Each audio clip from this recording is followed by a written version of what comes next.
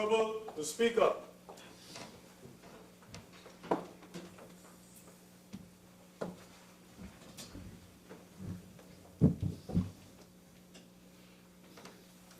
Member for Cumuto, Manzanilla, you have 17 more minutes of your original time. Thank you, Madam Speaker. So, Madam Speaker, I spoke about the Senior Citizens Grant, the Public Assistance Grant, Disability Grant. And Madam Speaker, we have come on this side to recognize that everything that we stated as priority projects necessary for the development of the country and the citizenry, this government condemned in all their budget statements. But interestingly, now we are seeing that those very same projects have been listed for increases in the proposed variances. Therefore, Madam Speaker, they have explicitly verified that we, under the People's Partnership, were on the right track from the very beginning. And Madam Speaker, whilst it may not be of best parliamentary terms, my inclination is still to say to those on the other side, we told you so.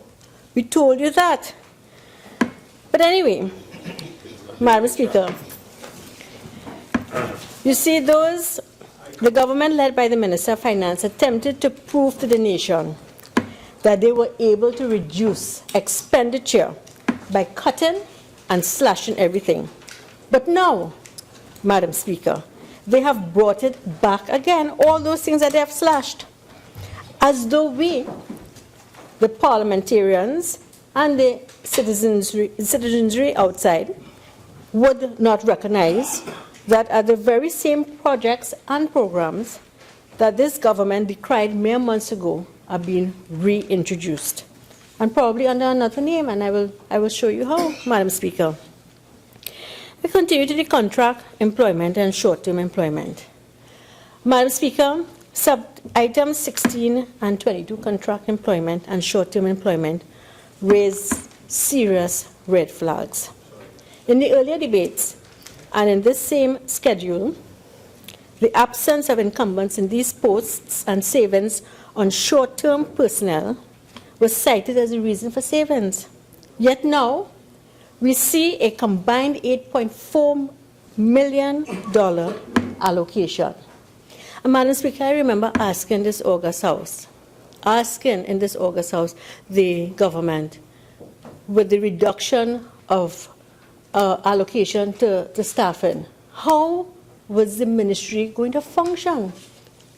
As a matter of fact, a number of programs could not be implemented.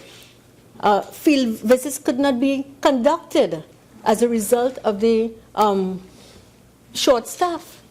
And therefore, it was given. As a matter of fact, I remember in 2015, Madam Speaker, I was right here on this side of the House when I was told that under the PP government, we employ too many persons and that we have to remove and reduce. And they did so. And now the programs cannot be implemented. And here we are, back to square one, where we were in 2015. So it implies to me, Madam Speaker, that this is not a saving, but the employment of staff, crucial to the efficient and effective delivery of services, were deferred, to the detriment of citizens outside who depend on grants for their survival. And those citizens have suffered tremendously since this PNM came into government. Madam Speaker, weekly checks to the websites of the ministry, the National Employment Service, the Service Commission departments, all turned up empty for such career opportunities. And so we're asking the question, when will these positions be advertised? If they will ever be advertised. And if even my constituents of Cumuto Manzanilla will ever have a fair chance of obtaining gainful employment in any of these departments. And what are the differences? What will be the differences in the functions between a contract worker and a short-term employee? I was lambasted Madam Speaker, I was lambasted for those same short-term posts that they are now increasing. And Madam Speaker, just last Friday, the Minister of Labour admitted ignorance to the number of former ArcelorMittal employees reintegrated into Employ Trinbago. That is via her ministry's flagship program.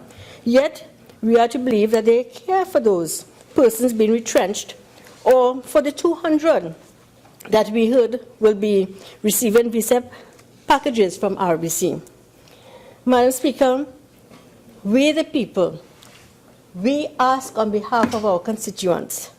We ask for straightforward answers. We do not need additional requests for deferrals. We do not want empty promises to provide information. The people are demanding to know that their government is working to protect them, and so do we. And protection in terms of putting necessary grants in place that will ensure their survival. And it's going to increase, Madam Speaker, as long as we have a decline and a reduced workforce, there is going to be an increase for a need for services from the Ministry of Social Development and Family Services. And Madam Speaker, concerning development projects, this administration again has become known for its grand speeches and misleading promises that remain largely unfulfilled. There's a promise of transparency, yet when questioned by us, by the opposition, there's always an attempt to cover and flee at the first instance, whether it's to be running from the Prime Minister's questions or deflecting usual questions by saying, file a new one. And Madam Speaker, we are not asking on behalf of ourselves. We are asking on behalf of the constituents that each of us represent. We are asking on their behalf. When any question we bring here, Madam Speaker, it's not because we want to know it for ourselves. It's because we represent our constituency. And so when it is a grant has been withdrawn and there's no reasonable explanation, we come here and we ask. And therefore, this is a medium for us as parliamentarians to engage the government and to ask what your policies are. Have they changed? Why? Is there any discriminatory, is there discrimination in the process in which it has been done? And Madam Speaker, concerning even the assistance program which we have here. For Christmas, we were told we're not going to get any food cards. And then we got a call, and we got. And then we heard that some officers. Not in this current fiscal year, so I've allowed you some breath, but please let's talk to the report that we're seeking to adopt for fiscal 2016. Thank you, Madam Speaker. So we are concerned about whether there's equity in the system, how things are done in terms of when persons are pulled off, as indicated with the other programs. Project 044, the establishment of social displacement centers. Madam Speaker, this vote has been primarily for the Queen Street project since 2008. But this project was deemed unsuitable and shut down by the ministry. And that was said and done in the first quarter of the fiscal 2016. So, Madam Speaker, it begs the question, what is 3.8 million being allocated for? Has an alternative location been identified? And as such, what, where, how are these monies going to be disbursed and for what purpose? Because Madam Speaker, we have heard time and time again, the budget, 60 billion, and there's nothing that we can see for it. We want to see something. The people want to see development, they want to see productivity, they want to see action for their money. Project 102, Toko Home for Senior Citizens, Madam Speaker. This home was completed and renovated, and renovations were done in fiscal 2016. So I don't understand what accounts for the allocation for an extension annex, and therefore the minister will have to explain Project 102. Project 107, Governance Service Centers. Madam Speaker, how is this different from the TT Connect iGov TT, whose mandate, by the way, is to provide a more accessible platform for government services. Madam Speaker, I remember during our tenure that iGov had partnered with the ministry, and therefore there was no need for us to develop these service centers because of the fact that iGov had the responsibility for that. And therefore, we are asking, why is their monies allocated in that section? Then we have the Project 112, the Street Dweller Rehabilitation Reintegration Project. Madam Speaker, this vote was created in 2012 for the interagency unit, and it's specifically for the operations of the CSDP, which is the Center for Socially Displaced Persons. And Madam Speaker, we are asking, why is there an additional 2.8 million? And the reason why I'm asking that is because I have been informed that there are proposals for this center to be dismantled. So we're asking, is it that you're going to be introducing another center to assist with the street dweller rehabilitation and reintegration project? And if so, where?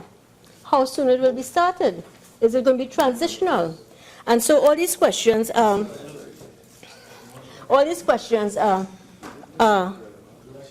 begging for answers, and we're not getting it, Madam Speaker, because we bring the questions and sometimes they're not even answered. So much so, the member for Oropouche East had to raise a stand in order to demand that the Minister of Housing respond to his questions.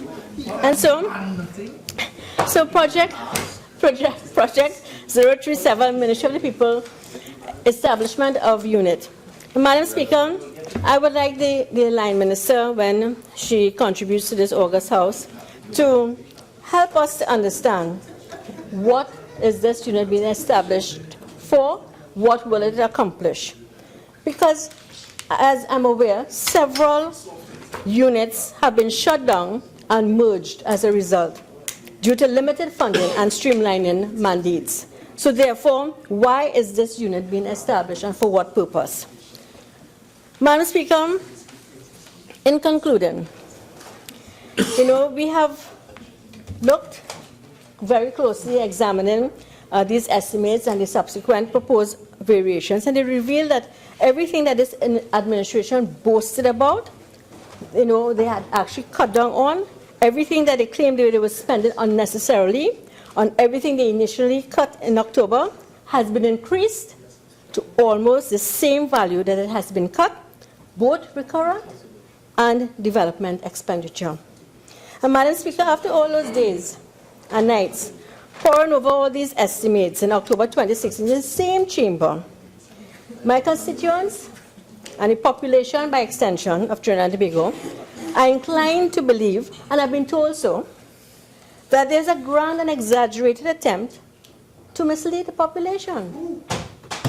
And so as such, Madam Speaker, I want to come back to Friday when Honorable Prime Minister had spoken to us in the House about conducting ourselves and so forth. And I think that's what the population want. They want us to be able to bring the data and to explain and to help clarify where there is no clarity.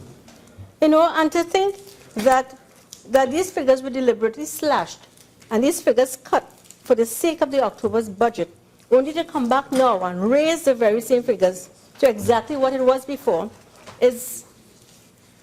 doesn't sound very nice in the public's ear, Madam Speaker. It doesn't. And I've been there because I sit with my constituents and I listen to them, and not just in Cumuto, Manzanilla, but throughout the country. And so I've made my case very clear. There are many issues raised, and it have not occurred for the first time in the ministry. Projects have obviously been duplicated and then shut down as a way to give a smokescreen of savings. Madam Speaker, there are questions to be answered. Madam Speaker, the social fabric continues to be ripped by the lack of cohesion and fortitude in the operations of this government. And as such, in nowhere else in the world can a government cut grants, reduce without logic, and expect society to operate as normal. And so, Madam Speaker, I just want to conclude by saying, if the PNM cannot get it right, the UNC can take over government anytime soon. Thank you. Member for Lopinot, Bonia West. Thank you, Madam Speaker.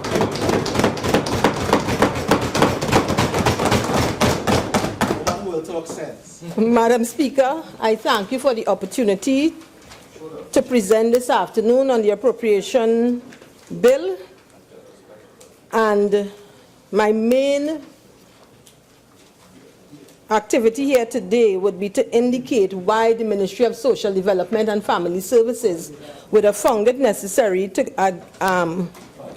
get resources to the tune of $370,497,277 for the encashments of checks for the senior citizens pension, the disability grant, and the public assistance grant checks. Now, Madam Speaker, the People's National Movement has always taken the stance of being a caring government and believes that the state role in protecting and caring for the elderly, for children, for persons with disabilities, and for other vulnerable groups in society, which includes the poor and the indigent. And it is because of this stance, Madam Speaker, that the ministry would have found it necessary to acquire the additional funding. Now, the Ministry of Social Development and Family Services, our core responsibility is the delivery of social services, including income support. And what the ministry does is to provide a safety net for the poor and indigent and the vulnerable in our society. And because of this, Madam Speaker, we are responsible for 3 of the major social protection programs: senior citizens pension, the disability grant, and the public assistance grant. And that those programs are all part of our poverty reduction strategy. And Madam Speaker, just to let you and this August House and the public of Trinidad and Tobago know that as at the end of September 2016, we were providing grants to 90,800 persons. We were providing them with the senior citizens pension. 24,058 persons were receiving the disability grant, and 25,906 families, inclusive of 1,177 children with disabilities, were receiving the public assistance grant. Now, Madam Speaker, in terms of the senior citizens pension, the elderly citizens in our society are a treasure to this society. And why do I say they are a treasure? It is because of the wealth of knowledge that they possess, the fact that they would have experienced a myriad of things in society, and they can impart their knowledge to our youth. They can be mentors for the youth. They can share their values with the youth, and so help to build a better society. They would also have worked very hard over the years to develop our community and our country. And now, ladies and gentlemen, Madam Speaker, most of these elderly persons are retired, and as we are all aware, living on a retirement pension, the pension is significantly less than what you would have earned when you were working. And so, we are now required to take care of the elderly in our society. And because of this, Madam Speaker, the PNM in its manifesto would have committed to within the first year to implementing a number of measures that would provide relief to those most in need within a reasonable time frame. And in order to achieve this, Madam Speaker, what we would have done, we would have reviewed the national insurance system and what was then called the old age pension, with a view to increasing the cap on the pension payment and putting more money into the hands of our economically disadvantaged citizens, so that they would have had more money available to them for the basic things that they need in society. Now, Madam Speaker, some of the immediate results of having put a cap on the pensions and adjusting the schedule was that the statutory limit to qualify for the maximum pension moved from less than or equal to $500 to less than or equal to $1,500. And what this did was to increase the numbers of persons who qualified to the maximum pension of $3,500 by 6,618 persons. The statutory limit to qualify for the senior citizen pension also increased from $3,500 to $4,500. And what this did is to bring on 1,432 persons who could not have qualified previously. In addition, Madam Speaker, in 2016, we had 9,058 new pensioners coming on to the system. And because of the adjustment in the schedule, an immediate increase in pension was paid to 28,000 persons.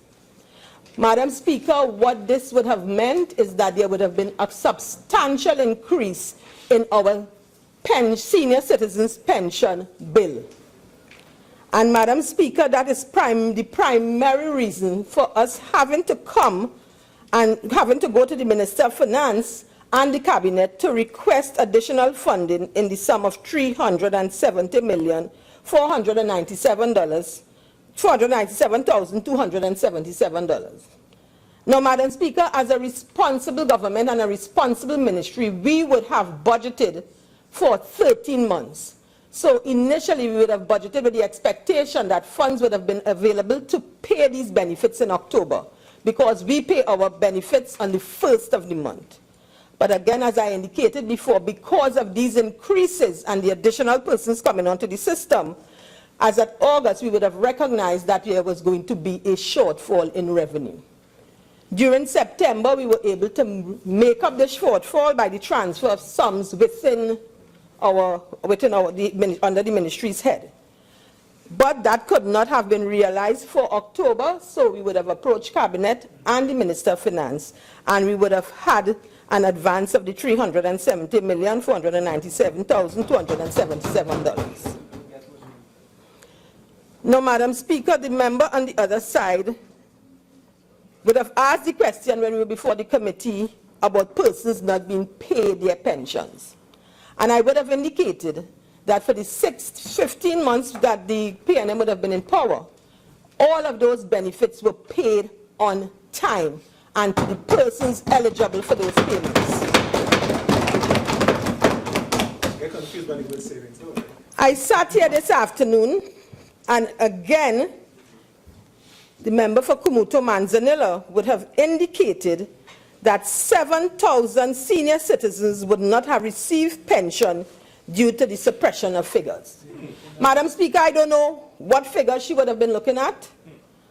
I am at a total loss, because the reason the ministry would have sought the increase was to ensure payment to all of our grant recipients. And Madam Speaker, we all live in Trinidad and Tobago. And if there was ever a situation where as much as 7,000 people would not pay their senior citizen pension, we would all know, because there would have been a huge public outcry. Madam Speaker, I think what the member would have done is she would have done her simple math, and she would have looked at the figures, and she would have looked at $44,361,241, and she would have divided it by the $1,800, and then she would have assumed there was a shortfall. That is the furthest thing from the truth. If you divide $44,361,241 by 1,800, which is what is paid as a disability grant, you will get a figure roughly of 20-something thousand. Now, the number of persons who are paid disability grant every month is 24,058. So what that clearly establishes, Madam Speaker, is that the figures that are reflected here is the total sum paid to our beneficiaries in the different categories every month. It does not reflect any situation where persons, 2,000 not receiving disability grant and 7,000 not receiving senior citizen pension. Madam Speaker, nothing is further from the truth. And I want to assure the citizens of Trinidad and Tobago that all persons who were eligible for these grants and pension and who have been paid those grants and pension, there was never a situation where any payment would have been missed. All payments would have been effected to the persons who were eligible on time and in the correct amounts. The member also spoke in terms about the vacant positions and the fact that she would have seen funds allocated to short term. Madam Speaker, under the People's Partnership, approval would have been given for a 6-year plan for the ministry. At that time, it would have been the Ministry of the People and Social Development. That plan makes provision for over 600 positions. So there would have been over 600 vacancies. There is no way, Madam Speaker, that we could have filled all of those vacancies during 2016. So what was done, some of those positions have been advertised and interviews have been held, but we were not in a position where we could have adequately advertised and filled vacancies for all of those positions. So what was done previously and what is still being done until we are able to correct the situation is that persons were brought in on short term to provide the necessary services. And I want to assure this House and the people of Trinidad and Tobago, Madam Speaker, that at no time was there a situation where we would have been below the required staff strength and that our delivery of service to the public would have been compromised because we had insufficient numbers. What I can say to this House is that our service would have been compromised because there may be persons currently employed, who would have been employed previously and are still with us, who may not have the necessary capacity. Some of them may not have the necessary competencies or knowledge, and some of them would not have had the qualification. Because what you find in the ministry at this point in time, Madam Speaker, because as we are in the process of doing interviews and you are looking at people's past performance and how they would have come into the ministry, what has been discovered is that a number of people in senior critical positions came into the ministry without the position being advertised, without interviews being held. And in some instances, when you look at the person's resume, you recognize that they are not a proper fit for the position. So where the ministry's capacity would have been compromised to service the public would have been because there were situations where persons were employed by ministers and others who did not have the necessary skills, competencies, or qualification for the positions. And Madam Speaker, I want to re-emphasize that. It is not about the ministry reducing its staff strength. It is about, in some instances, the quality of staff that we have in the ministry. And I also want to make it clear, Madam Speaker, this is in the minority. This is not in the majority. The Honorable Minister would also have indicated that at the Ministry of Social Development and Family Services, we have cut a number of grants. Madam Speaker, we administer 13 grants, and they are all still being administered. I think what the member would have misunderstood, which I do not believe she should have because she functions as the minister in the ministry, is that under other social programs, what we speak about there, we speak about seminars, outreach programs, training. That does not refer to the core grants that are administered by the Ministry of Social Development and Family Services. So to indicate to this House and the public that we would have cut grants is totally erroneous. What we would have done is having to operate in straitened economic situations where there is need to cut, there would have been need to cut expenditure and get value for money. We would have looked at the programs plan, the seminars plan, the outreach programs plan, and we would have revisited the manner in which it was done. For example, you may be hosting a seminar or a walkathon. Instead of purchasing 2,000 T-shirts and 2,000 cups and 2,000 bags as souvenirs, what we would have done is we would have identified a color and asked participants to wear a particular color. Red. And that is the red, of course. And that would have been the manner in which we would have reduced our expenditure, and that is why we would have realized savings, Madam Speaker. So I just want to make it abundantly clear to this House and Trinidad and Tobago that the Ministry of Social Development and Family Services, we have not cut any of our grants. What we have done is we have sought to streamline what we do and to operate more efficiently, effectively, and in a cost-effective manner.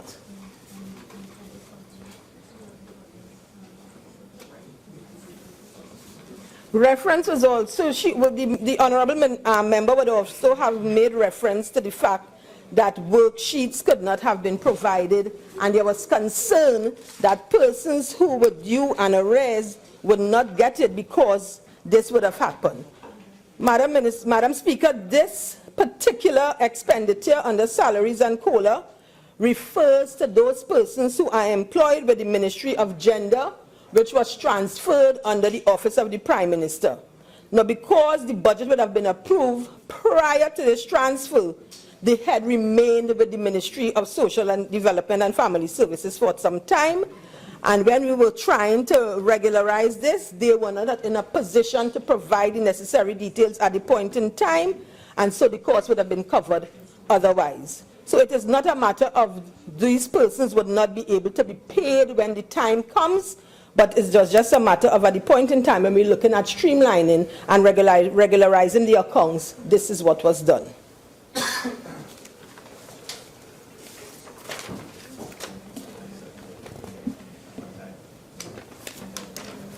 Madam Speaker, I now want to just look at the persons with disabilities. Currently, there are approximately 52,000 persons living in Trinidad and Tobago who have a disability of some kind. Now, 46.25% or 24,058 of those persons receive a disability grant from the Ministry of Social Development and Family Services. And this is because in most instances they are unable to work. So they are dependent on that grant for almost their very existence. And so, Madam Speaker, in addition to ensure that these persons are provided with income support, that is why we would have gone and we would have gotten the necessary additional funds.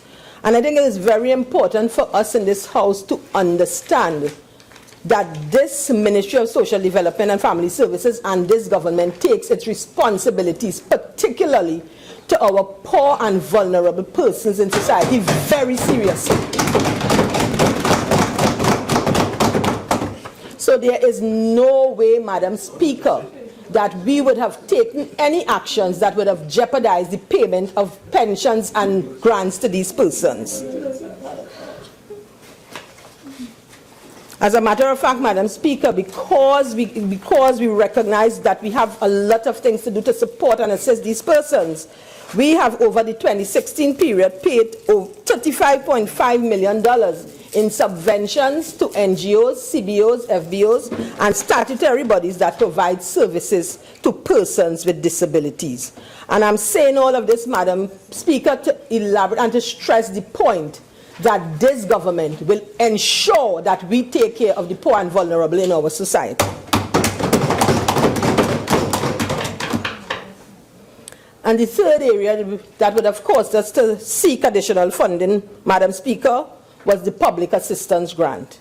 Now, this is a grant that is paid to children with special needs. It is also paid to the children, to children whose parents may have died or are incarcerated. And Madam Speaker, all of us in this House, if we just reflect on the last year, we would recognize how many persons would have been murdered, many of them parents. So there are a number of children living in Trinidad and Tobago who either would have lost a parent or both parents, or would have a parent who is incarcerated. And it is the responsibility, this government believes that it has a responsibility to ensure that those persons are taken care of. And this public assistance grant assists in doing that. So there is no way, Madam Speaker, and I would re-emphasize this during my entire discourse, that this government would do anything to jeopardize the payment of these grants to these persons. These are vulnerable people. These are the children that we have to ensure are taken care of, and we do that, Madam Speaker. And so, Madam Speaker, the allocation for those 3 programs for 2016 was 4.2 billion.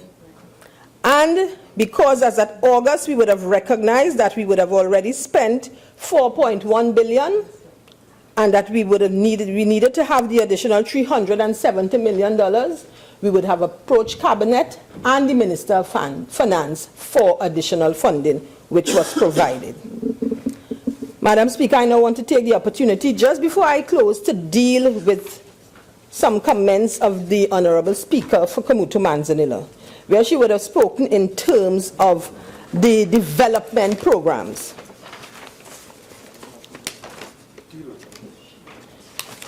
Madam Speaker, she would have made reference to the member. Sorry, I am ever so sorry, Madam Speaker. No disrespect intended, Honorable Member for Cumuto Manzanilla. Reference would have been made to the establishment of social displacement centers. Now, under the previous government, they would have identified the building at Queen Street for the establishment of a social displacement center. Unfortunately, however, Madam Speaker, when we would have attempted to start the procedure to have that building outfitted for the purpose for which it was intended, it was discovered that the building was structurally unsound.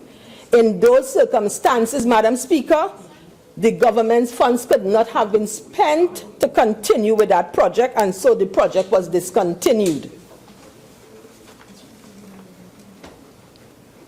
In terms, we have here the Development Center for Persons with Challenges. This is what we normally refer to as the National Enrichment Center.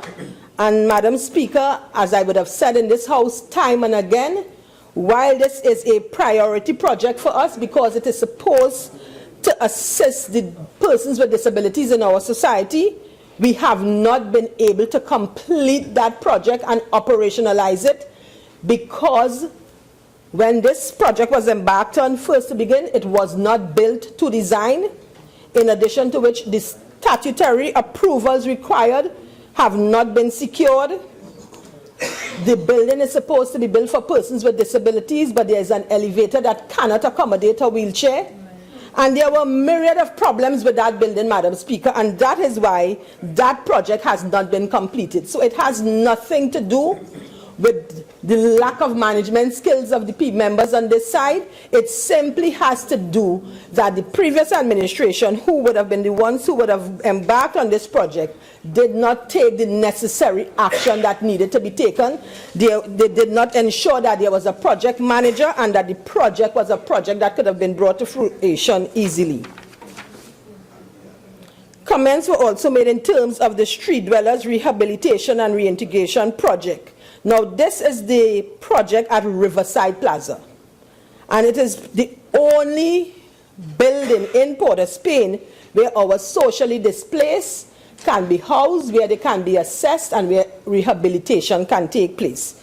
And so, Madam Speaker, this is a project that we have continued because it is one that is absolutely necessary, because if this project is discontinued, it means that over 180 socially displaced persons will be back on the streets of Port-au-Spain.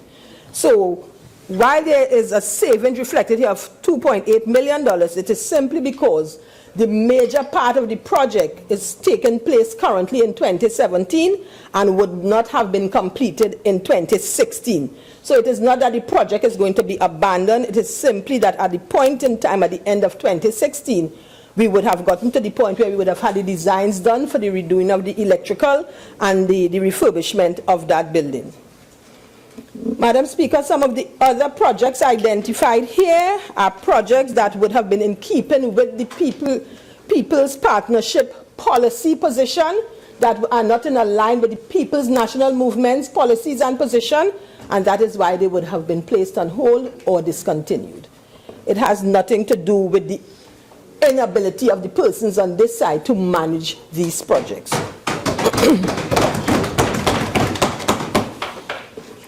And so, Madam Speaker, in closing, I just want to emphasize the fact that the Ministry of Social Development and Family Services would have found it necessary to secure additional resources to the tune of $370,497,277 to ensure that our senior citizens, our persons with disabilities, and those persons who receive the public assistance, our poor, indigent, and vulnerable, would have received their payment in October 2016.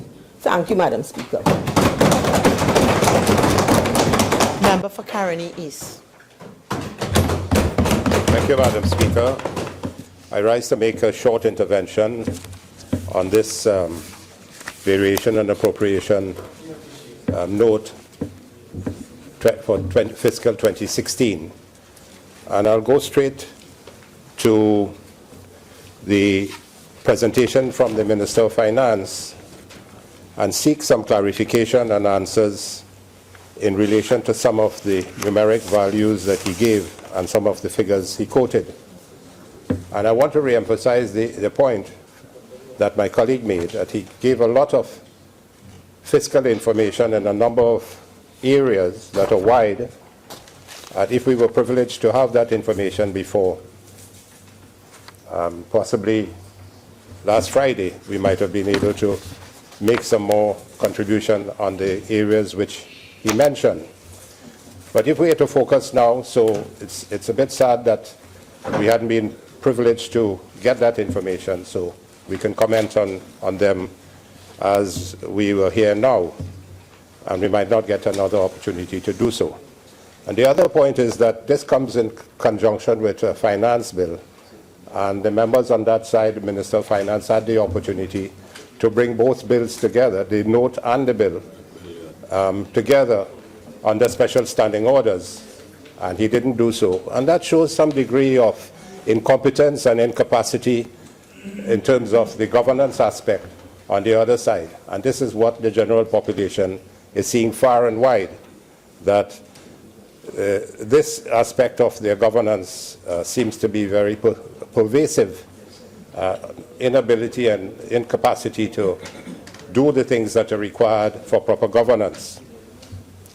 Let me go straight to the issue of his statements on the expenditure and the revenue.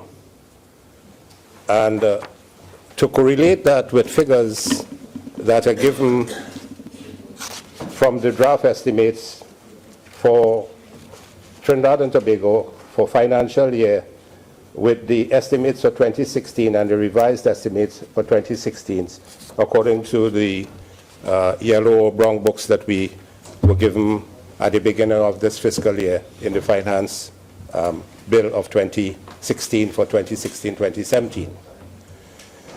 The expenditure, he stated, was 52.2 billion. And he had stated that the projected expenditure was 63.49 billion. I was able to write that down. But in the book that was presented to us in Parliament in September, for the presentation of the 2016-2017 finance bill, that has in it 2016 estimates and 2016 revised estimates. And the revised estimates for 2016, according to this book, has for the expenditure 55.727 billion. But the minister stated 52.2 billion. So here on one hand, the revised estimates for 2016, according to the book, 55.727, and this expenditure he's saying is 52.2 billion. And he went to pains to say that he's tired of hearing other people saying that they spent more than what he is saying of 52 billion. But we need some clarification from the Honorable Minister. What is the true expense? Is it the revised estimates for 2016 according to the book 55.727, or is it 52.2 billion?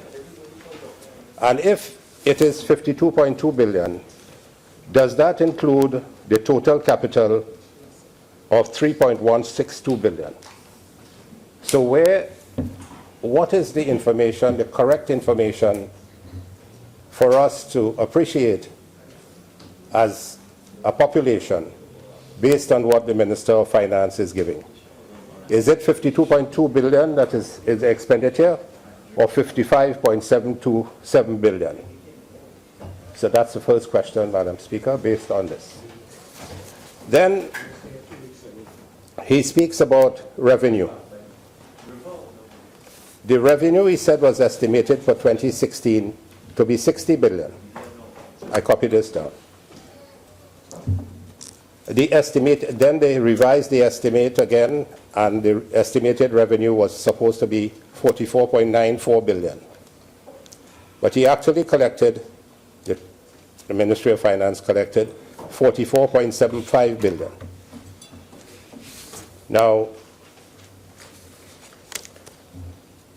and then the deficit, he said, was 7.6 billion. And all the data for 2016 not finalized as yet. So according to that, the deficit for 2016 is about 16% of the revenue. So he said the estimated revenue was 44.94 and the estimated revenue was the actual revenue collected was 44.75. Let's say around $44 billion. Now we want to ask the Honorable Minister of Finance, does this revenue include, Madam Speaker, the income generated from the taking out of the approximately 2.5 billion from the Heritage and Stabilization Fund, which is about, I believe, 350 million US that were removed? Excellent question. Does it include the 2 billion on the roadshow, or the 1 billion bond, and the money generated from the sale of assets, which is totaling close to about $12 billion? Excellent question. So does this $44 billion in revenue that he speaks about, does that include the 12 billion generated otherwise from borrowings and the Heritage and Stabilization Fund removal and the roadshow and the sale of assets? So the minister will need to tell us, the Honorable Minister of Finance, whether this 44.7 billion includes that 12 billion, or if that 12 billion is in addition to the 44 billion, which makes it a revenue of $56 billion. So here it is. If the revenue generated from tax, etc., and everything else, 44 plus 12, 56 billion. What has the government to show from the expenditure of $55 billion? And the country is asking that time and time again, Yes. that for fiscal 2016, the government of the Rowley-led administration spent, and I would prefer that they spent close to $56 billion rather than 52. What have they been able to demonstrate to the country for their expenditure? When we spent close to $60 billion, the country was able to see in all the infrastructural projects what the Kamla Prasad-led government was able to achieve. And we don't need to recap that now. The country is aware of it, and therefore, but the country is asking, well, here it is, the Honorable Prime Minister Rowley-led government spending close to $56 billion and have nothing to show for it. Where did the money go? And when they claim that they had not been getting funding and finance, they had not been receiving revenues, they in fact received $44 billion in revenue and another $12 billion in revenue. So they received close to $56 billion in revenue for fiscal 2016, receiving $56 billion and spending $55 billion, but still having a deficit of $7.6 billion. The Honorable Minister of Finance has some mathematical irregularities in his calculations and for presentation to the citizens of Trinidad and Tobago, Madam Speaker. Madam Speaker, I'll go directly to the next point. And that goes from the report on page 22. Funds were required to bring to account debit advices for the period January to September 2016 in respect of interest charged on the overdraft under the sub-item interest on overdraft $712,299,169. And below that, reasons for savings. Expenditure under the sub-item Infrastructure Development Fund was lower than anticipated, given that a number of completion certificates were to be finalized, and that is equivalent to the $712,299,169. Now, that is money that is being paid for interest on overdraft, which I'll come to. But in 2016, according to the books presented to us, the infrastructure, I'm reading a summary page from the books that were presented to us for the 2016 fiscal year,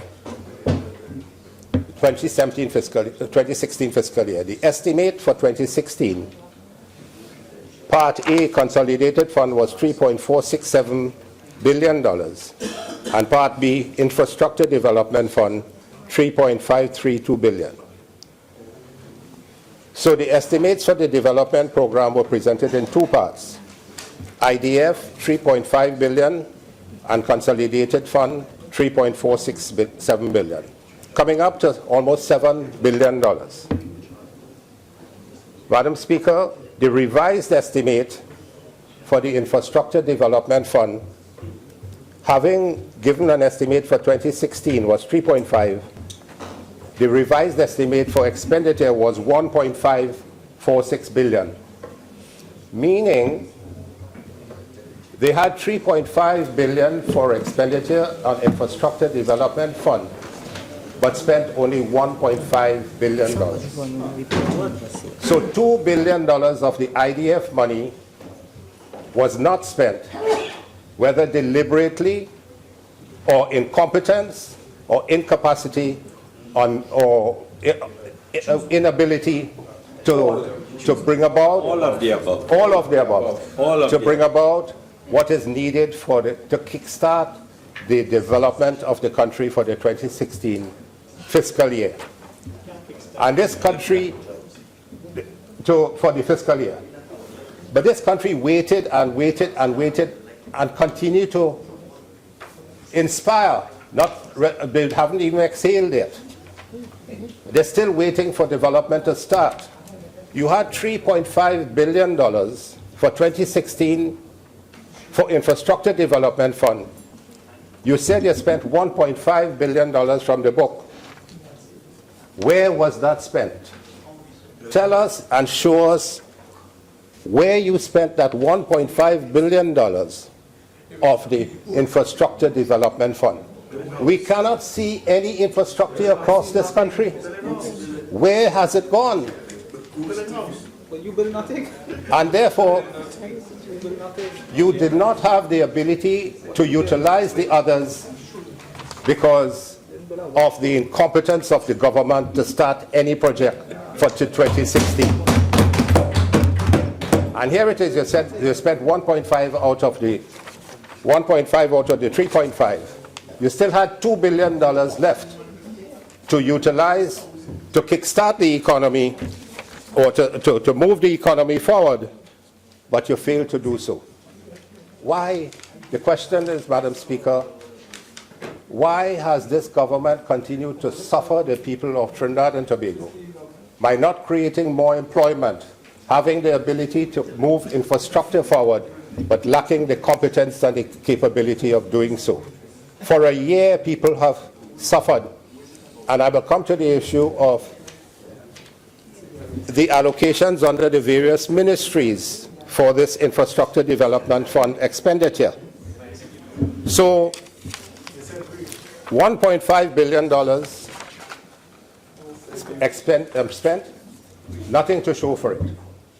Having the $2 billion more to be spent and don't have the ability and the capacity to spend the money.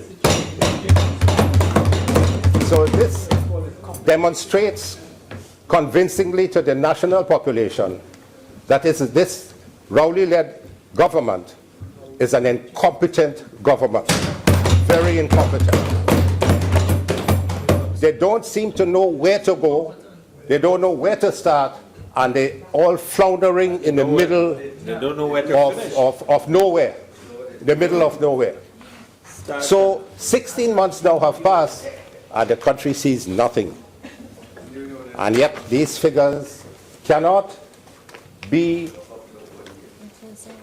contradicted.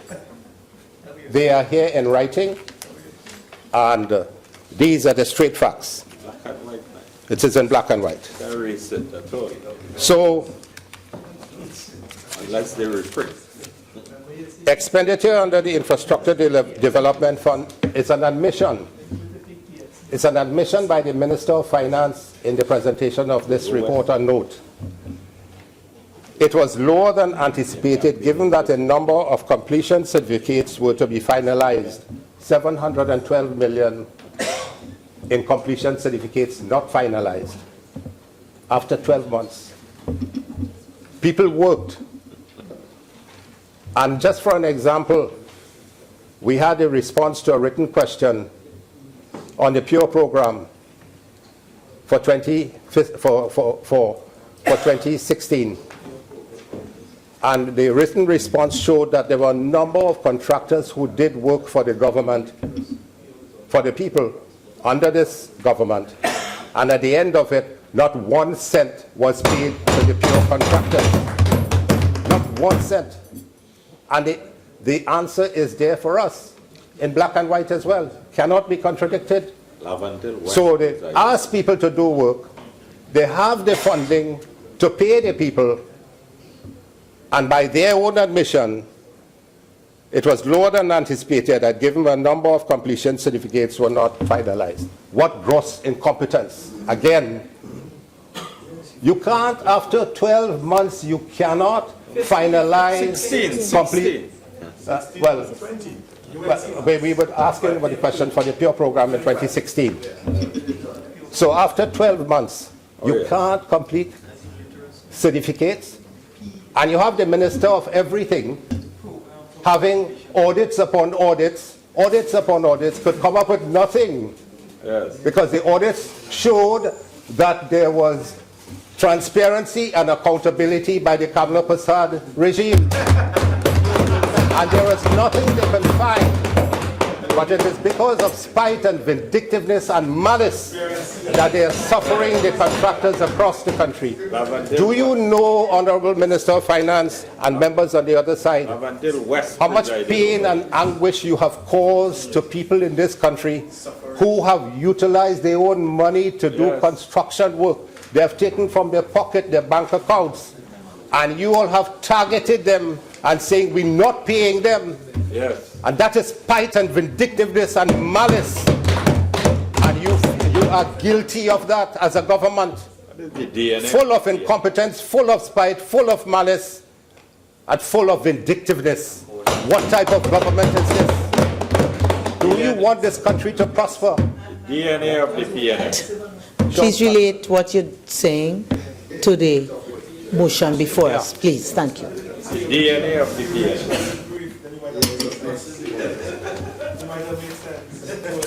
Thank you, Madam Speaker. I am relating it back to the fact that the Minister of Finance has on page 22 of the report indicated that non-completion of the certificates which were not finalized realized 712 million of the infrastructure development fund, so they could have used that money for something else. So that money was available to pay the people. You have people from HDC not being paid, people from EFCL not being paid. You have 72 schools that are under construction, you stop them. Yes. People built 102 new schools in the country and most of them have not been paid the money as yet. So what is this government doing? 102 new schools we built across the country, and you can see it. And we advise them to go onto the website and they will see it. 63 early childhood education centers, 32 primary schools, and 7 secondary schools. And we left 78 schools under construction, many of which they have stopped with their vindictiveness as well. So that is why they have the $712 million that they can utilize for something else. So they're utilizing it now to use for something else. You know what? We are paying these contractors the $712 million. We're going to use it for something else. And that is what the Minister of Finance has done. And where has he paid it to? Interest on overdraft. $712 million. And he comes here time and time again and say, well, you bust the treasury. We had overdraft. But you received $15 billion just 1 month after we came into government. So you couldn't bust no treasury. You received that money, and you cannot deny that you received close to $15 billion within a 4 to 6 week period after you came into office. So this interest that you're speaking about, $712 million, is interest on what? Interest on overdraft. What is the value of the overdraft that we have to pay $712 million? The minister has not told us. We would like to have that information. And then the minister must tell us, does that include the servicing, the interest on the servicing of the debts? That is in 2016, 2017, now it's going to be $7.3 billion in servicing debts. How much debt servicing we had to do in fiscal year 2016? We want that answer. How much interest we paid? And how much does the country owe at the moment? The country is asking these questions. How much does Trinidad and Tobago owe at the moment in foreign debt and the local debt? And no matter where you search in the review of the economy, you're not getting the correct answer. So after 16 months of PNM rule, we still confused as a nation and still don't have any information of where we are as far as the economy is concerned. They know that this economy is terrible at the moment, and this is why they're afraid to give the answer, because they have the answers, but they're not giving it to the nation. Speaker 48-1. 48-1. Member for Caroni. Member for Caronies, I again remind you that we are talking about the variations for fiscal 2016, and if you could bring your presentation back in line with that. Thank you for the reminder, Madam Speaker. I'm speaking about the interest on the overdraft of $712 million, and whether that includes the interest on the foreign debt and the local debt of Trinidad and Tobago at the moment. And what is the present situation as far as debt is concerned, because from the statements given to us, at the end of fiscal year 2016, we have to service close to $7.4 billion in debt for 2017. So I move on now, Madam Speaker. Madam Speaker, by virtue of this overdraft and the borrowing and having to pay interest and all of that, my colleague indicated, the member for Caroni Central, Madam Speaker, I'm getting some nonsensical statements coming from on the other side. Continue. No idea. Member for Caronis, I know you're quite experienced. You just direct your contributions here. I'm sure you could rise above that. Madam Speaker, thank you. I'm directing this straight to you. I wouldn't be bothered by the other side. Yeah. Madam Speaker, my colleague from Caroni Central mentioned that we had reached a stage in terms of the first 6 months of 2016 was the worst economic decline ever in the history of Trinidad and Tobago. Yes. It averaged about 6.7% decline. Now, where did that take us? We went down from a GDP of $175 billion at the end of fiscal 2015 to a GDP of $145 billion after the first 6 months of fiscal 2016. So a $30 billion drop in the GDP. And that was a 17% reduction in the GDP. As a result of the fall in the GDP, and as a result of the increased debt, the debt to GDP ratio climbed to beyond nearly 61% from 42% when we demitted office in 2015. 19% more rise in the debt to GDP ratio, carrying us to junk status by the financial organizations around the world like Standard & Poor's and Moody's, etc. So we now close to 60% of debt to GDP at junk status. So can the Minister of Finance go to borrow money? What will be the rate of borrowing in the future for Trinidad and Tobago? And if we don't look carefully, Madam Speaker, we're going to be almost similar to what is happening in Jamaica, where the dollar now, Jamaica dollar, is close to 160 Jamaican dollars to 1 US. And if we are not looking, if we don't carefully manage the economy of Trinidad and Tobago, all that the Prime Minister is saying that we don't want the IMF to be here, we don't want the IMF. IMF is already on our doors at the moment, Madam Speaker. And this government, the Honorable Prime Minister Rowley-led government, is taking us faster and faster for IMF to come into Trinidad and Tobago. And we urge caution, we urge the population to be aware and to speak out against the incompetence and the lack of economic management of this country by this administration. So, Madam Speaker, I just want to raise one issue on the Ministry of Education. The Ministry of Education, the development program expenditure funded from the Infrastructure Development Fund was supposed to be 545 million. And in 2016, the revised estimate of expenditure was 148 million. So $397 million, part of which is now taken in that $712 million to pay the overdraft facility. $397 million in the Ministry of Education Infrastructure Development Fund was not spent. They had the ability to complete the payment for a number of contractors. They specifically targeted contractors and say we are not paying them, and they have spitefully not paid them even after 16 months. That is shameful and disgraceful by any regime. And that is not the way you treat your citizens who have taken their hard-earned money and done what they did for this country. Interests of the country. So, Madam Speaker,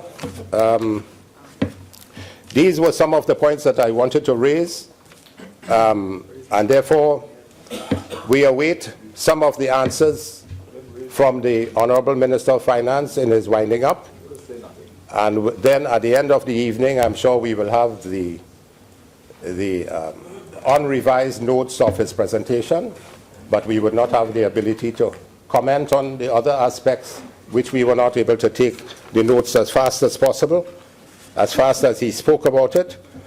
Therefore, we will have to come back at the next occasion when we are dealing with a finance bill to speak about what he's saying or make some comments about it subsequently.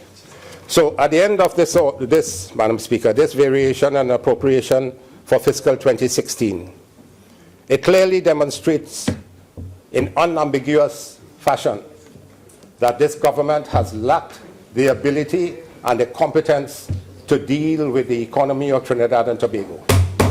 They have carried this country into economic ruin, and they're carrying this country down a slippery and precipitous slope to economic decay and to becoming possibly a failed state as early as they want to bring it to. So we urge this government, pull up your bootstraps, and if you cannot do that and govern this country, resign and get out and let us govern.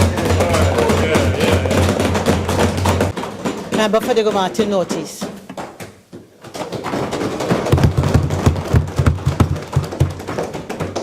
Thank you, Madam Speaker.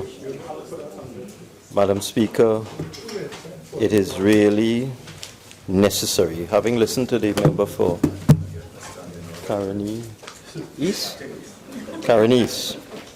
it is really necessary for some members of this House on the other side who wish to speak about expenditure and income and the government accounts to do a crash course in government accounting, because the statements made by the honourable member are just too prevalent. Let me try my best to give you a crash course in government accounting. Firstly, if one goes to the review of the economy, Madam Speaker, Appendix 21, the review of the economy 2016, Appendix 21, you see central government fiscal operations. And on this table, in the review of the economy 2016, which is a source document from the budget division of the Ministry of Finance, you will see the total revenue for the years 2010, 2011, 2012, 2013, 14, 15, 16, and so on. And on this page, Appendix 21, which is page 86, you will see the total revenue and grants for the fiscal year 2016, 44,941.8 million. It is not 56 billion. I have absolutely no idea why the member would state these figures. I don't know where he gets them from. But it demonstrates a complete misunderstanding of government accounting. If you go to total expenditure, you see total expenditure 52.2349 billion. Total revenue 44.9418 billion. Total expenditure 52.2349 billion, with a deficit at that time, that this was published on the 30th of September, of 7.2931 billion. This has been the way in which the government fiscal accounts has been reported since I have been a member of Parliament, which is for 25 years. Whether it is a UNC government, a PNM government, or a PP government, this is the way the fiscal accounts are reported. In addition, I was not a member of Parliament when the NER were in power. In addition, Madam Speaker, let me try my best. When you are doing a budget, if you pay close attention, you will see that the appropriation bill and the figures given in the estimates and the review of the expenditure are slightly different.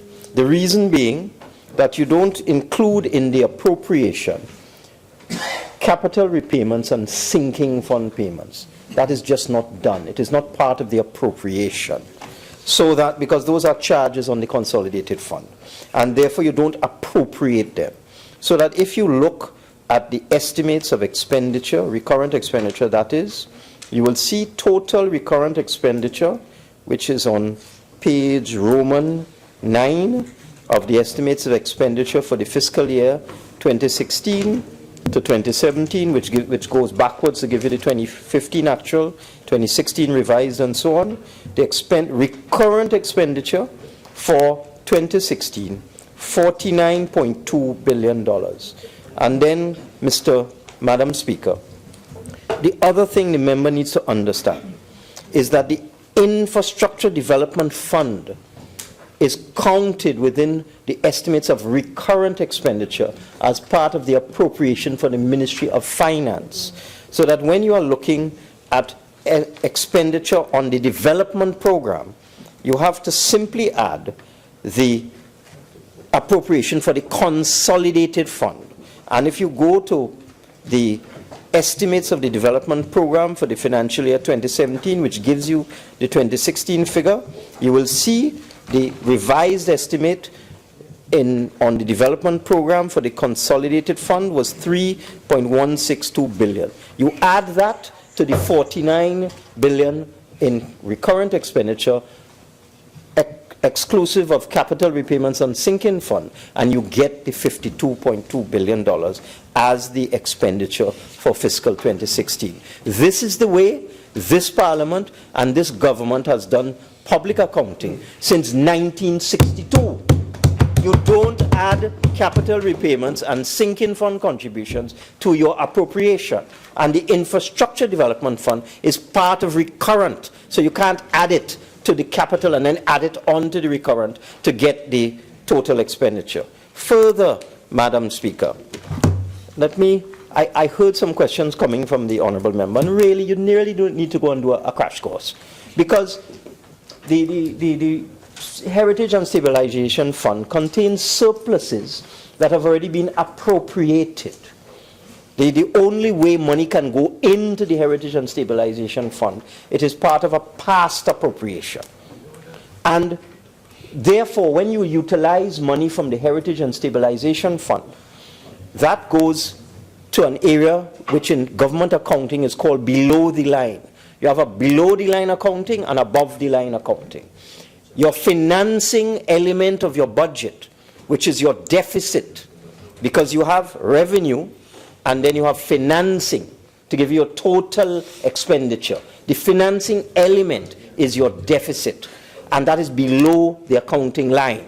So that when you use money from the Heritage Fund to deal with your expenditure, that goes into your financing component. It is not added to your revenue.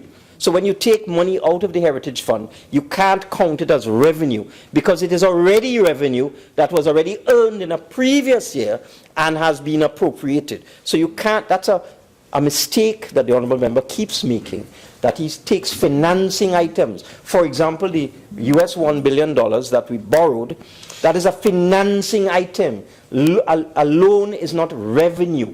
A loan is financing of your budget, and therefore it goes below the line as to finance your deficit. So the US $1 billion financing that we raise is not revenue. The withdrawal from the Heritage Fund is not revenue. Those are all financing elements. So that when you're looking at government accounting, there are rules. There are rules for government accounting. And your administration, when you were in government, used the exact same rules. We didn't double count the infrastructure when we were on the other side. We didn't double count the Infrastructure Development Fund appropriation. We didn't take borrowings and count it as income. We don't do that. These are simple things. So for the last time, the expenditure for fiscal 2016 was $52.2 billion, and the revenue is, as shown, $44.9 billion, resulting in a deficit of $7.6 billion. Please go and do a simple course in government accounting. Please, I'm begging you, because it's embarrassing to come into this Parliament and hear the same errors being made over and over and over. Misunderstanding, misconstruction, and it's misinformation going out to the public. I heard the member say that we didn't utilize a certain part of the Infrastructure Development Fund for the original purpose, so it was available for us to use on something else. That is not true. You can only spend what you earn. if we utilized that $700 million from the fund, our deficit would have gone up to $8.3 billion.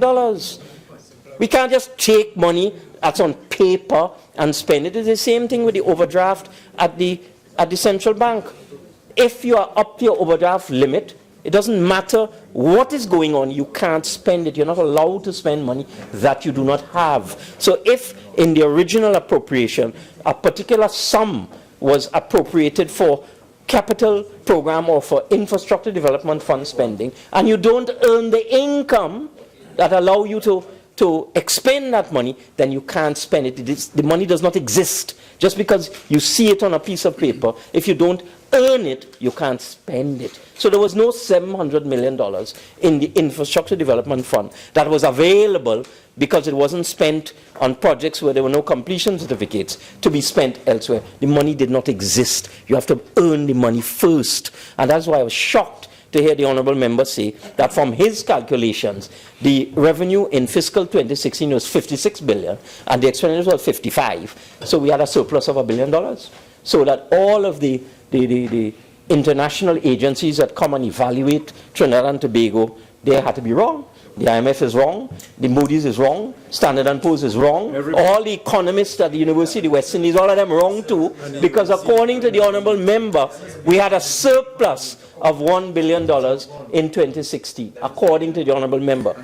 It's just embarrassing, Madam Speaker, and I would ask honourable members, go and learn about government accounting. Understand the financing component of the public budget, understand the revenue component, understand the expenditure component, go and find out what a capital repayment is, learn what a sinking fund contribution is, understand that these things are not part of the expenditure. Go and educate yourselves. Don't come and embarrass yourself here in the parliament saying these ridiculous things that we had income of $56 billion, expenditure of $55 billion, so that we had surplus of $1 billion. Don't say these things. They're absurd. And Madam Speaker, Madam Speaker, the statements made by the honourable member were absurd. And it's just sad. It's sad and it's embarrassing. And it's misinformation for the public, Madam Speaker. It's misinformation. So let me return to the matter at hand. Let me return to the matter at hand. This report that we are looking at was simply examining a request for an appropriation, a variation of appropriation of a particular sum of money, which was required to pay for increased pensions and grants as a result of the policies of this caring PNM government. Because it is we, Madam Speaker, it is we, Madam Speaker, it is we who increased the cap on recipients of old age pensions and NIS pensions. It is we that increased the cap from $4,500 to $5,000 per month. And as a result of that, a number of persons came into the system and a number of persons got increased payments, particularly of old age pension, because the NIS pension did not increase, but the old age pension component of persons who get the two pension payments went up. And I can assure you that the thousands of people who received this benefit in 2016 were very happy for it and appreciative of the humane and people-centered, people-oriented policies of the People's National Movement government. And that is why we had additional expenditure Madam Speaker, I'm trying my best, but it's difficult. Could you please ask them to stop shouting across the floor? Member for Diego Martin Noses, I'm sure the members will comply now. Please I continue. certainly hope so. I certainly hope so, because they can't help the misbehavior. The fact is, when we point out that we are here to take savings in the fuel subsidy, do exactly what we said we would do when we did adjustments in the fuel subsidy. We said we would take those savings and target it to programs for the poor and the underprivileged. This was a plank of the PM's policy that whatever adjustments we make in the fuel subsidy, whatever savings we make there, we will apply those savings to help the poor and the underprivileged. And that is exactly what this whole debate is all about. Not all this stuff I have heard from the honourable members opposite, irrelevant stuff. This debate is about the fact that the PNM increased the cap on pensions for persons who are recipients of both the senior citizens pension and the NAS pension, and gave them an extra $500 in their pocket every month. Thousands and thousands of citizens. And we have to find the money for that caring gesture on the part of the PNM. We have to find the money for it, and therefore we come here to vary the appropriation, take the savings in the fuel subsidy and apply it to help the poor and the indigent. That is all this debate is all about. Correct. It is nothing else, and I therefore beg to move, Madam Speaker. Honourable members, the question is that this House adopt the first report of the Standing Finance Committee of the House of Representatives for the second session 2016-2017, 11th Parliament, on the consideration of proposals for the supplementation and variation of appropriation for the fiscal year 2016. All in favour say aye. Aye. Any against? The ayes have it. Bill second reading, the Finance Variation of Appropriation, Financial Year 2016, Bill 2017. Minister of Finance. Thank you, Madam Speaker. In the 25 years that I've been a member of this House, I have observed the convention that when we deal with the report of the Finance Committee on a variation of an appropriation, there is little or no debate on the actual bill, because all of the matters have already been exhaustively and comprehensively dealt with. I therefore beg to move.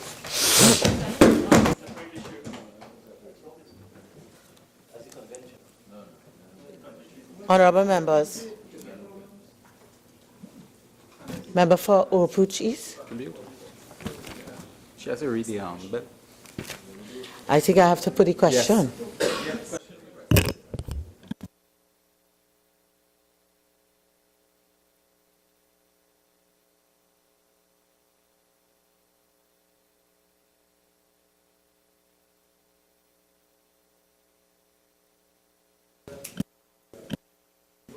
Honourable members, I shall now propose the question.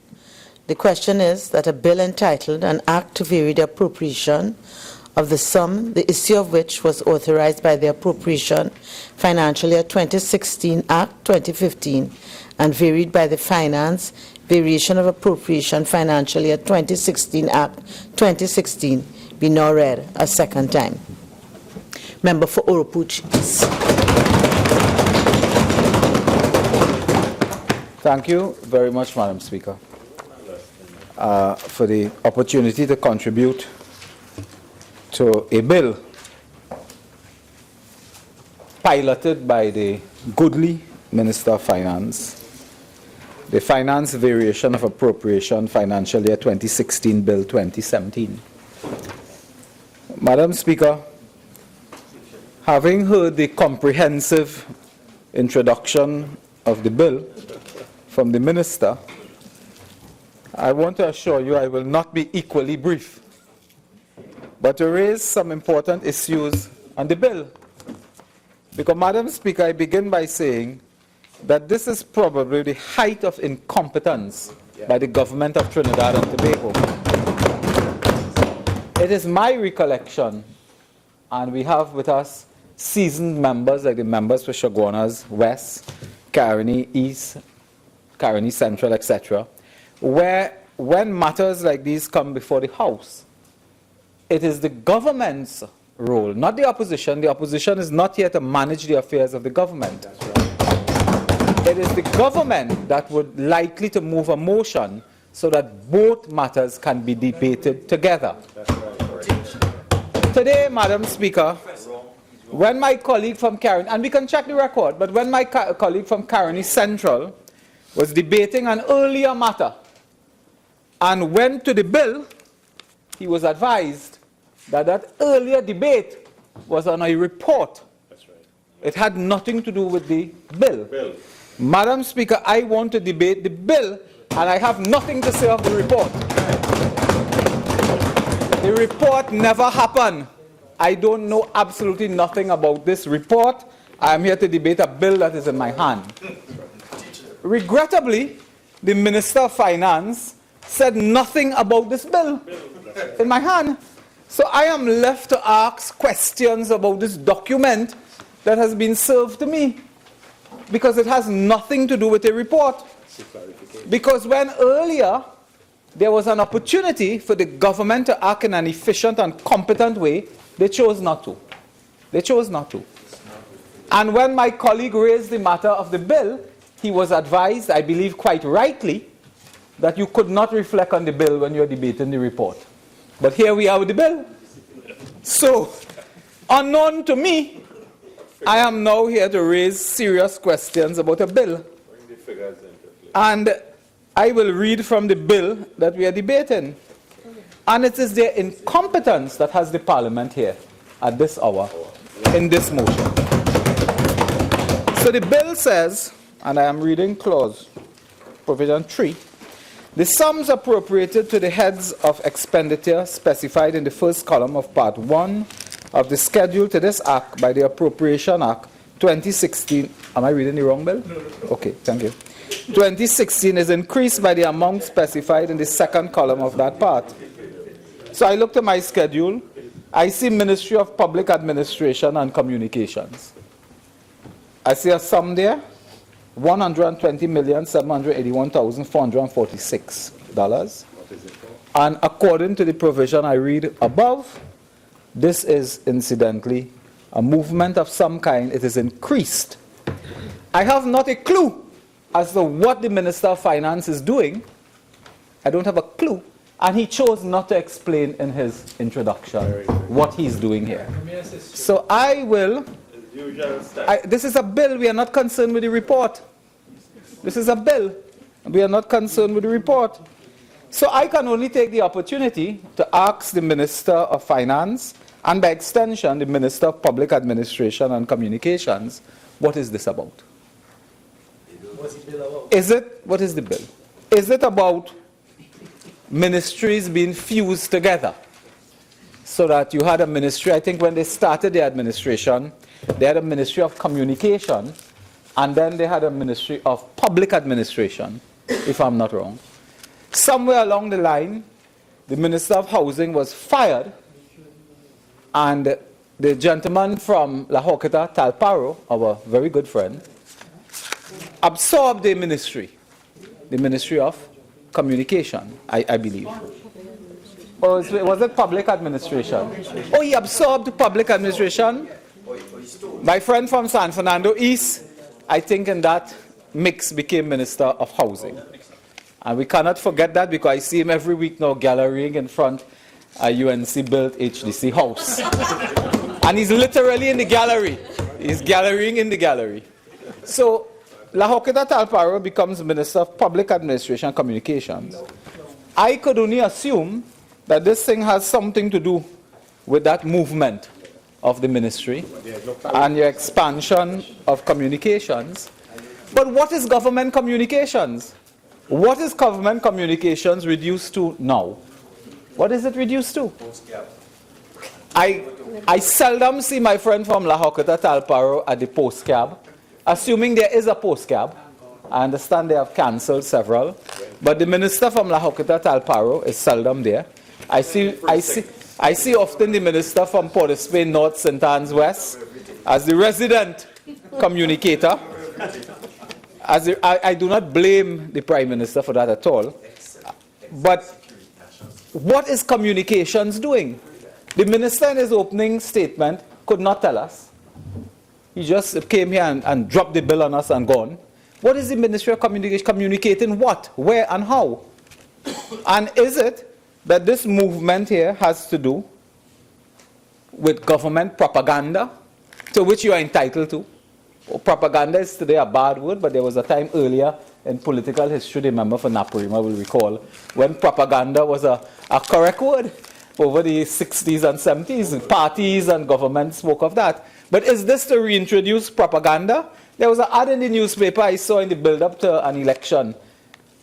A newspaper had $45,000 to put tree, and the Ministry of Local Government announced that they paved 3 roads, and one was a bicycle path in Shagarama somewhere.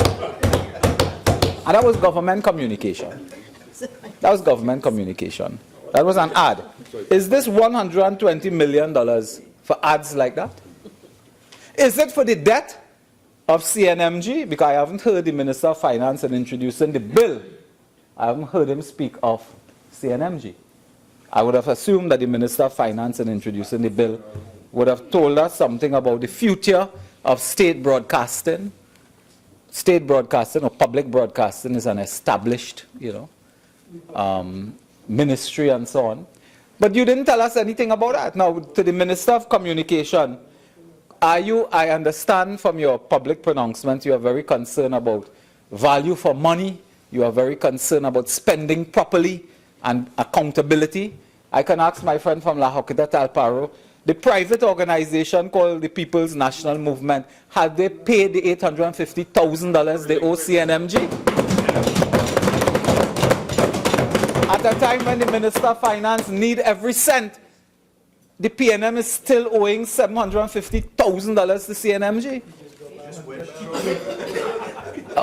850,000. Well, it might be 950. I may have it wrong. With interest. With interest. So, by now, the PNM would have owed interest. But the Ministry of Communication should indicate to us, and I'm sure you will speak next in the debate. You should, because you haven't contributed anything on this matter. So you should tell us about the future of CNMG and the employees there, because that's a serious matter. Employees in the state media are very concerned about their future. They want to know if their future is a future of retrenchment, of job loss, as we have faced. Who is going to buy CNMG? Or 000, I think is a trade union, a unionized environment as well, several areas in the state sector. And what's the point of order? I am not giving way to him. I'm not giving way. We're dealing with 2016. I'm not giving way. Not future.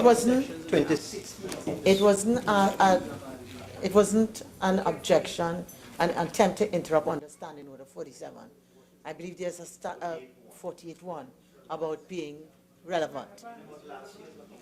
And we are into the bill and the schedule, you're considering the schedule. So please keep within that. And this last year, we're not talking about this fiscal year. Okay. Thank you. And I would like to remind the Minister of Communication, the Minister of Finance, that it was in 2016 that the employees registered their protests as to the management of CNMG and their future. It was in 2016 that they expressed their grievance. So you owe us a duty to tell us more about that. And where are you going to get money to sustain those entities when you are squandering money every day? Today, CPEP lost a case against me and have to pay costs to me in the court. Where would you get money for that? Okay. I understand. You understand? Yes. So that you won't be going down that road? No. Could you retract and come back on track? Madam Speaker, as they say, wheel and come, right. So, Madam Speaker, in our bill, we have our monies for Ministry of Public Administration, Communication, 120. I'm saying that because of the incompetence in managing the affairs of the House on this day, we must now ask the Minister to explain himself, because we cannot now look only at the bill for explanations, and the Minister in his presentation treated this House with disrespect by not explaining fully the provisions of a bill. Because just as in a report of the motion, we couldn't go to the bill, we cannot go to any report at this time. Madam Speaker, Ministry of Social Development, I turn my attention. 2016, I'm there. And I'm seeing here an increase of $370,497,277. Madam Speaker, the minister gave no explanation in his opening address on this matter. Absolutely none. He gave none. He chose not to. So again, I could only speculate as to what this is about in 2016. But in 2016, I can let you know that several constituents of mine, and constituents I imagine of all, complained that they were not receiving social benefits. From food card, disability, grant, Cerebral palsy. the cerebral palsy, funeral grant, fire victims and so on, writing the ministry, communicating with the ministry, were not able to get assistance. In my own constituency, we have 2 fire victims in an area called Retrench. And look at the area named Retrench. And they have applied to the relevant ministry, applied to social development, self-help. I don't know what has happened to self-help. I don't know if they're helping themselves. But nothing is happening in these government ministries because of this crisis we have, where several of the benefits have not been coming. Self-help is not helping anyone. We're not getting this sort of cooperation and support. And I would have felt that the minister could explain for 2016 what happened there. Why did they cut the social services to the extent that persons were suffering? Why did they cut that? That is the question I asked today. And the food card is a classic example. In 2016, they reported that there was a problem with food cards and it was being abused and so on. Right? Then they cut in a savage way, and many citizens who are in need, who are suffering, who need help, 13,000 citizens in one fell swoop lost their food card. And then we hear somewhere before about a scaring PNM government, a caring PNM government. Yeah. And the crisis we face now is that we don't have a clue as to whether this government will meet and treat with persons who are in need.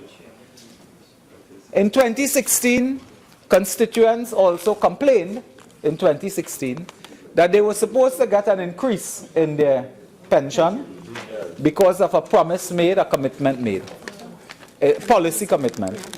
Madam Speaker, we in our constituencies, we cannot find one pensioner who will tell us that they got this increase in 2016.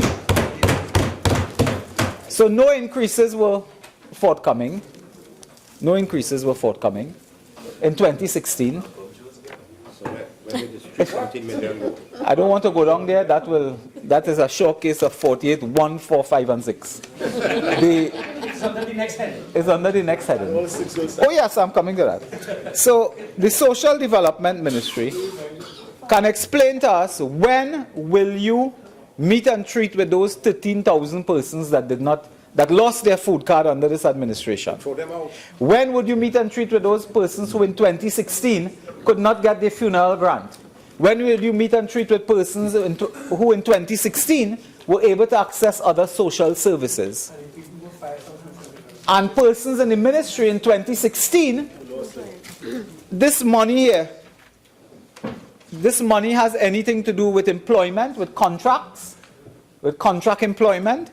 There were persons in 2016, and the minister may want to respond to that when he wakes up, that in 2016, scores of persons in the Ministry of Social Development lost their jobs in the most ad hoc and flippant manner. And all of that was because they were saving, they claimed saving value for money in 2016 and so on. And when you were doing that, fire victims, disability persons and so on couldn't get their grants. Madam Speaker, I want to move on in our bill to part 2 of the bill.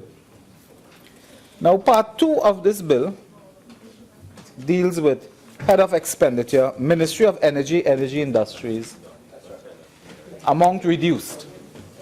The amount reduced from Ministry of Energy and Energy Industries mirror the amount increased to Ministry of Social Development and Family Services. The minister, in his introduction to the bill, didn't tell us where the money. Did this money come from Malcolm Jones? Did it come from removing the matter at court? That they threw out the Malcolm Jones matter and they got this as a benefit? Did the money come from some other source? Because that was 2016. In 2016, the CPEP sue me too. Was this money from CPEP? In passing, Madam Speaker, the Ministry of Energy and Energy Industries, Which you want? which just today, And they have to pay you. there are serious problems, and I'm on energy now, there are serious problems with Petrotrin. Very serious problems involving restructuring in the energy sector. Petrotrin is the flagship of the energy sector, state energy sector, at least. In 2016, Petrotrin declined as they have never declined before.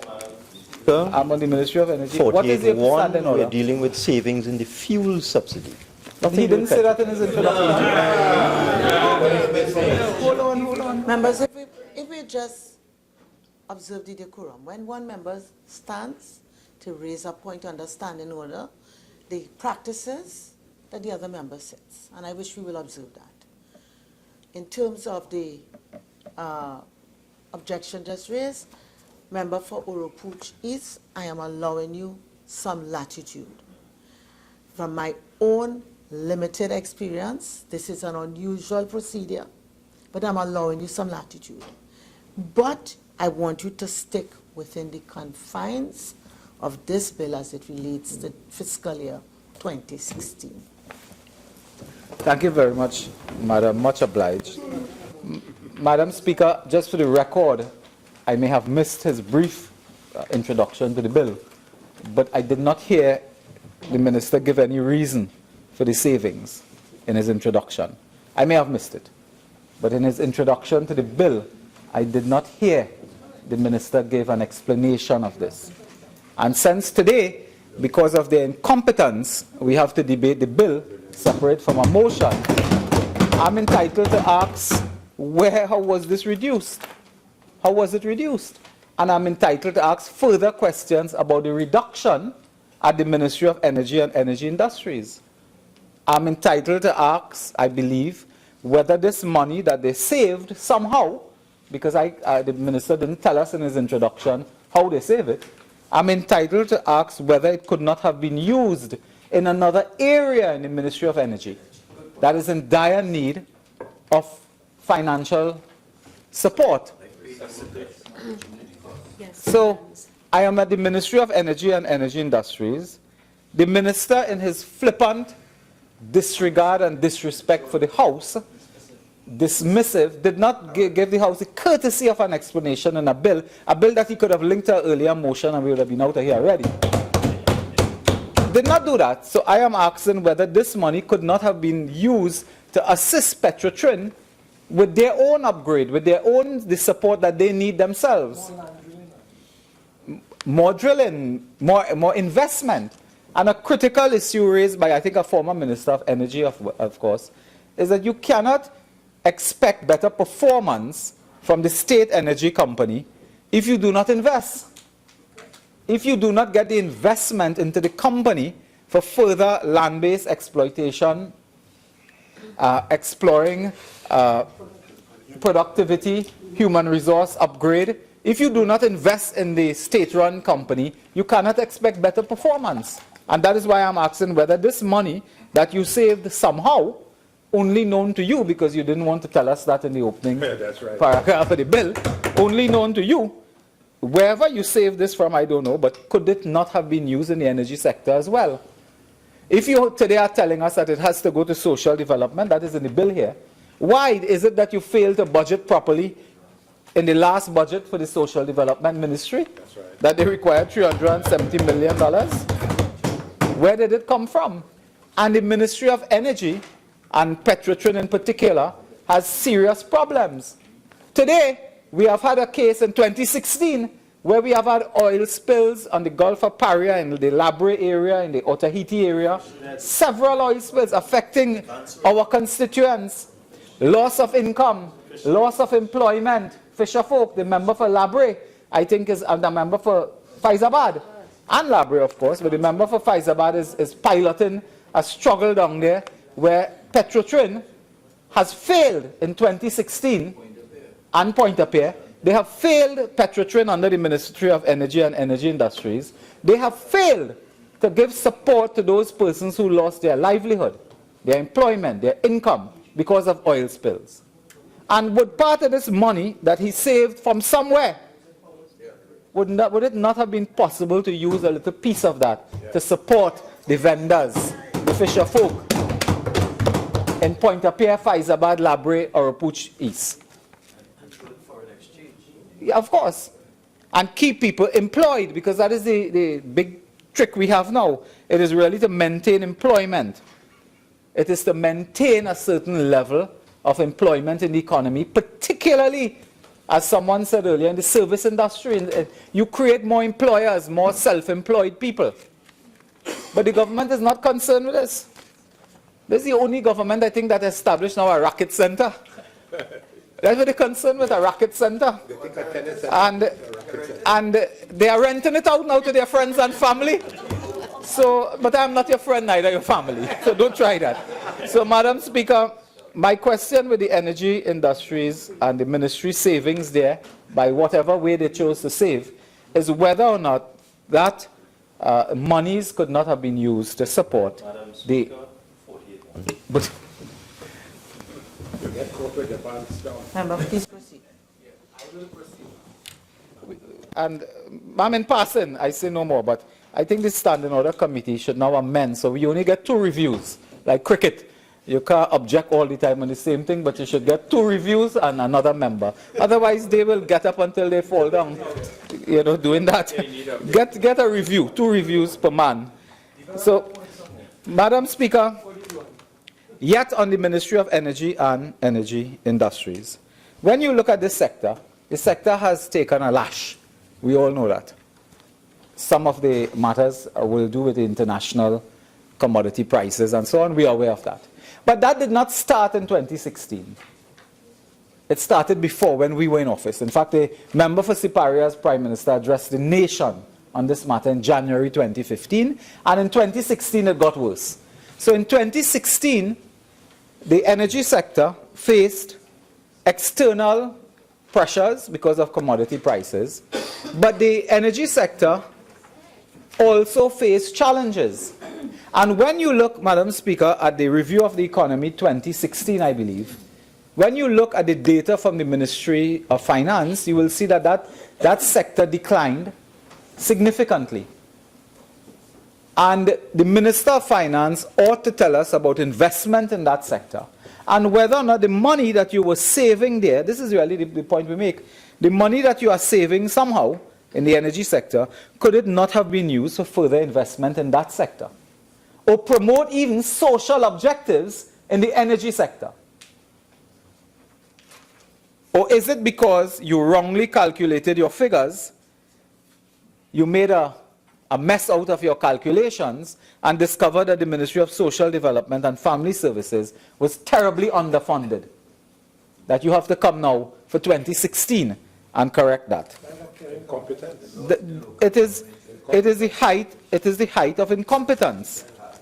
And to boast about social development, receiving this, is really to admit that you budgeted badly, that you got it wrong. You got the math wrong, you got the sums wrong, you got the chemistry wrong, and everything wrong in your budgeting. And whatever savings you earn elsewhere and so on, whether or not it could have been used also in this specific area. So, Madam Speaker, I don't want to detain the House further, but if you ask me to. But, Madam Speaker, for the Ministry of Communications as well, we are really hoping that we could get a statement from the Minister of Communications as to what is the strategic direction for state communications and state broadcasting. In 2016, what has been the effect on employment in 2016, that this matter is required, and of course, to make some type of commitment on the quality of that sector, the investment in the sector, and whether or not in Trinidad and Tobago we will have anything like a state broadcast sector in the future. Madam Speaker, I thank you.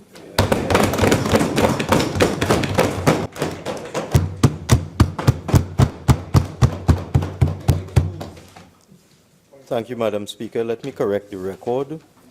The member for Oropouche East, as his wont, has put inaccuracies into the record. And I need to correct the record because there are children listening and they might believe him. So, Madam Speaker, I've gone into the records and I've found the Hansard of the 9th of January 2015. And on the 9th of January 2015, the then Minister of the Finance and the Economy, being a member of the People's Partnership Government, using the established convention, which has been in practice in this House since 1962, moved the motion to adopt the first report of the Standing Finance Committee of the House of Representatives for the fifth session 2014-2015 10th Parliament on the consideration of proposals for the supplementation and variation of appropriation for the fiscal year. And as I did today, Madam Speaker, the member for Oropouche East is just muttering. I would ask for your protection, please. Members, I would again ask you all to respect the decorum. Any member who wishes to speak knows how to interrupt in accordance with the standing orders. Minister of Finance. Thank you, Madam Speaker. You see, they can't handle the truth. So in 2015, the then UNC Minister of Finance, dealing with an identical committee report, dealing with an identical motion to adopt the Standing Finance Committee report for the closing of the accounts for the previous fiscal year, did not request the House to consider the report and the bill together. Did not. I will read the Hansard. Mr. Speaker, this is Mr. Hawaii speaking. I beg to move the following motion standing in my name. Be it resolved that this House adopt the first report of the Standing Finance Committee. And he goes on to speak about the meeting of the Finance Committee, and he goes on to talk about the report. And nowhere in his contribution is there a request, as the member inaccurately and irresponsibly purposely put into the record, was their request that the report and the bill be taken together and read as one, because that is not the practice in this House. And the member should know better and should not come into this House and mislead the public and mislead the school children that are listening, because they might believe him. And then, Madam Speaker, when that debate was completed by the UNC Minister of Finance, when that debate was completed in 2015, the House then moved to the bill. And let me read the entire contribution of the then UNC Minister of Finance. Mr. Speaker, I beg to move that a bill to supplement and vary the appropriation of the sum of the issue, which was authorized by the Appropriation Financial Year 2014 Act, be now read a second time. Mr. Speaker, I beg to move. And he sat down. Madam Speaker, it is reckless. It is irresponsible. It is politically dishonest of honorable members to come into the House and put such inaccuracies and such untruths onto the record. The fact of the matter is, it has been a convention in this House for 40 years for this to be done. For 50 years, this is the convention. And for 50 years, you deal with the report. The report has everything in it.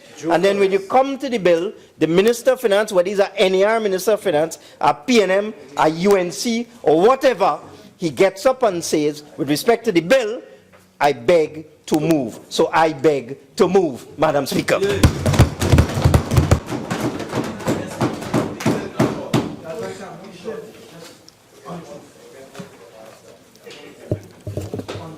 Honourable members, the question is,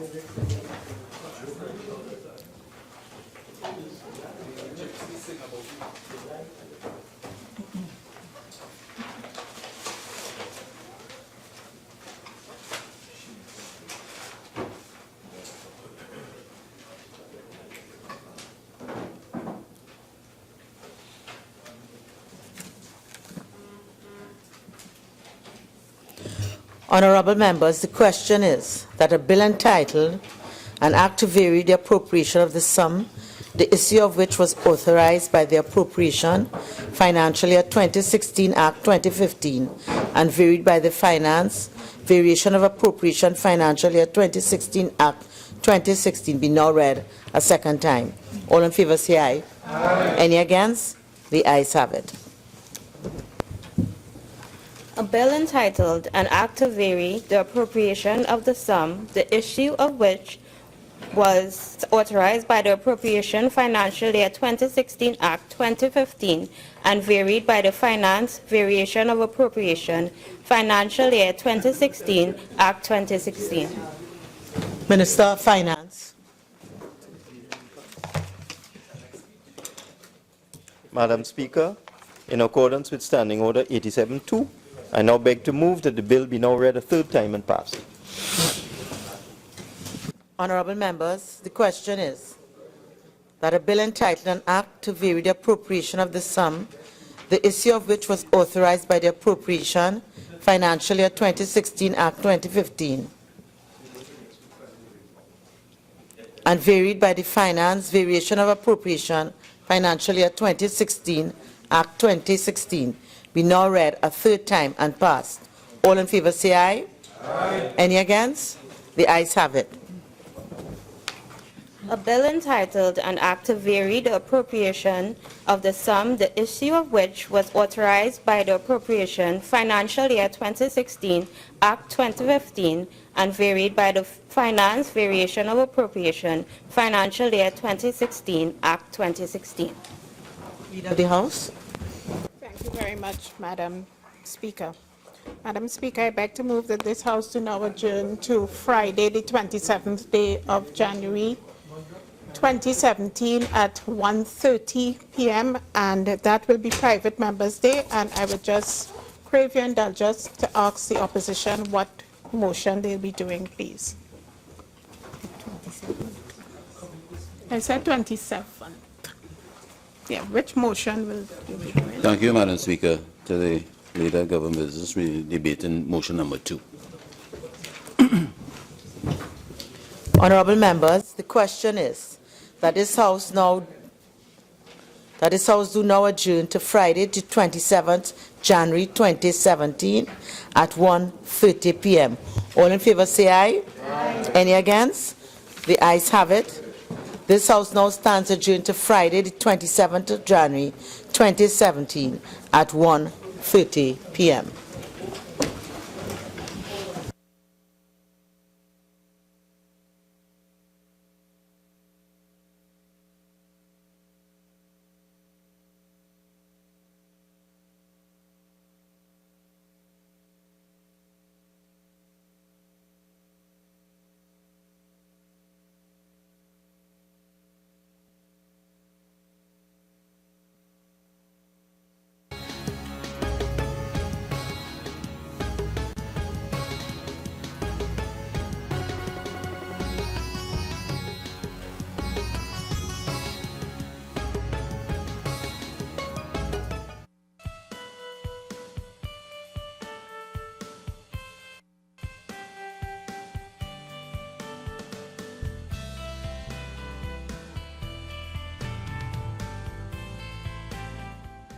This is the Parliament Channel and Parliament Radio 105.5 FM.